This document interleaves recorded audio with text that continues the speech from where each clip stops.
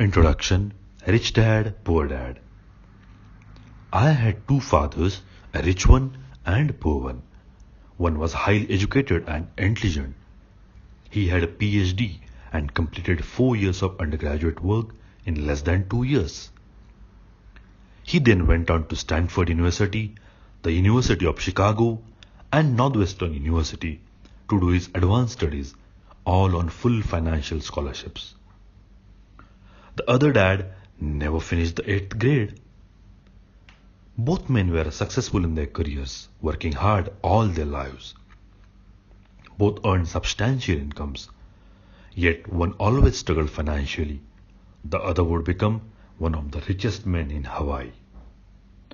One died leaving tens of millions of dollars to his family, charities, and his church. The other left bills to be paid when he died. Both men were strong, charismatic, and influential. Both men offered me advice, but they did not advise the same things. Both men believed strongly in education, but did not recommend the same course of study. If I had had only one dad, I would have had to accept or reject his advice. Having two dads offered me the choice of contrasting points of view, one of a rich man and one of a poor man. Instead of simply accepting or rejecting one or the other, I found myself thinking more, comparing, and then choosing for myself. The problem was that the rich man was not rich yet, and the poor man was not yet poor. Both were just starting out on their careers, and both were struggling with money and families. But they had very different points of view about money. For example, one dad would say, "The love of money is the root of all evil." The other said, "The lack of money is the root of all evil." As a young boy, having two strong fathers both influencing me was difficult. I wanted to be a good son and listen, but the two fathers did not say the same things. The contrast in their points of view, particularly about money, was so extreme that I grew curious and intrigued.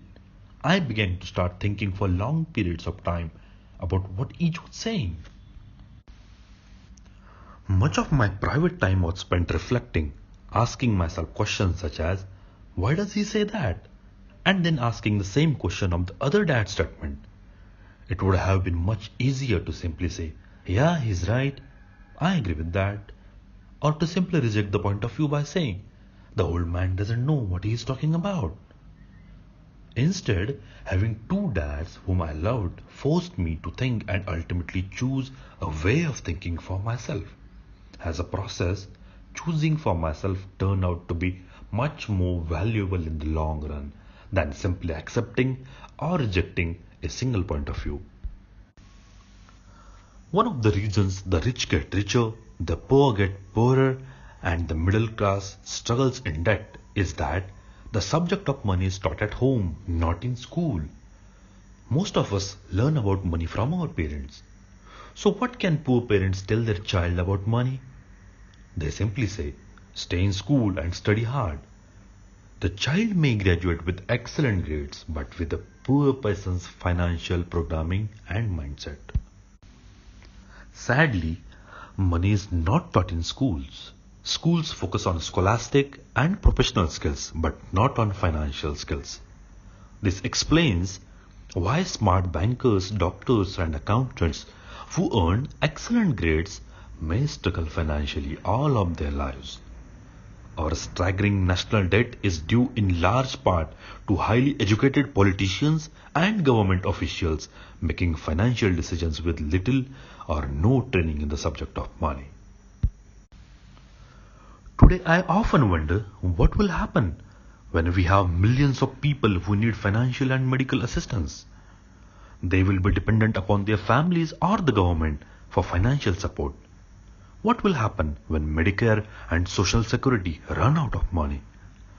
How will a nation survive if teaching children about money continues to be left to parents, most of whom will be or already are poor? Because I had two influential fathers, I learned from both of them. I had to think about each dad's advice, and in doing so, I gained valuable insight into the power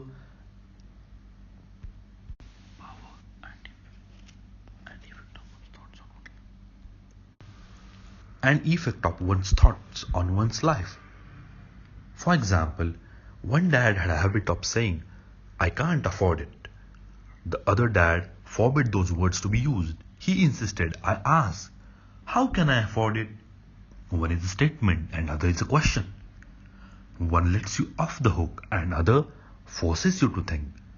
My soon-to-be rich dad would explain that by automatically saying the words, "I can't afford it," your brain stops working. By asking the question, "How can I afford it?" your brain is put to work. He did not mean that you should buy everything you want. He was fanatical about exercising your mind, the most powerful computer in the world. He would say, "My brain gets stronger every day because I exercise it.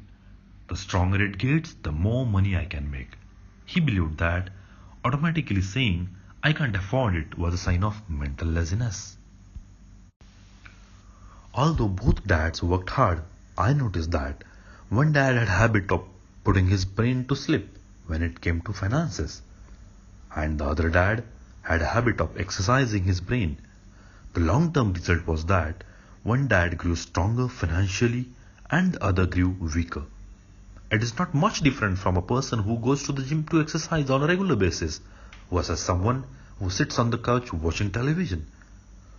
Proper physical exercise increases your chances for health, and proper mental exercise increases your chances for wealth.